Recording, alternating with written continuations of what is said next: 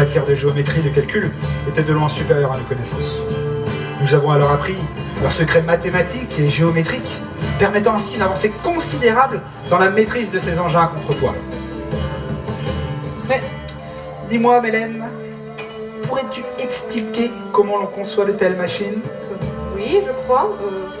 La conception de ces engins se fait généralement au temps de paix, car nous avons besoin de nombreux matériaux. Alors, du bois, bien entendu, mais ce n'est pas le seul matériau nécessaire. Il y a quantité de pièces métalliques qui requièrent l'intervention des forgerons. Il y a également des cordages fabriqués par les cordiers, du cuir par les tanneurs. Oh, même les tailleurs de pierre sont sollicités pour la confection des boulets.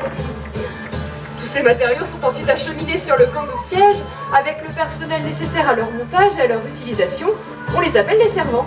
Le siège d'une place forte est une opération longue qui peut durer des mois et qui oblige l'assaillant à des installations considérables autour du château. On y monte des camps pour les soldats, des enclos pour le bétail et les chevaux. On y tient même parfois des marchés. La première phase d'un siège consiste à couper tout ravitaillement à l'ennemi, afin d'espérer une reddition et éviter ainsi la bataille.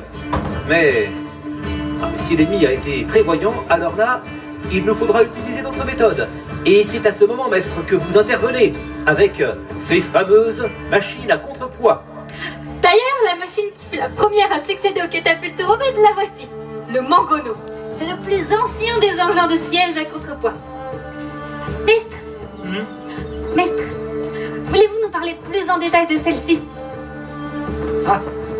Cet engin est apparu il y a 2 siècles, aux alentours de l'an 1100. Mais encore? Oui, pardonnez-moi. Voyez celui-ci.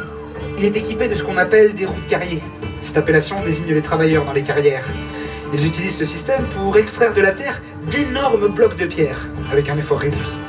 Cet ingénieux système a été ajouté à cette machine pour en faciliter l'armement. Car pour armer un Mangono, il faut faire preuve d'efforts considérables, en raison de son contrepoids fixe. Et une main-d'œuvre de 12 servants nécessaire pour le faire fonctionner. Voyons cela. Sergent, la machine est-elle parée pour un tir? Elle l'est. Allez au travail, tas de feignants.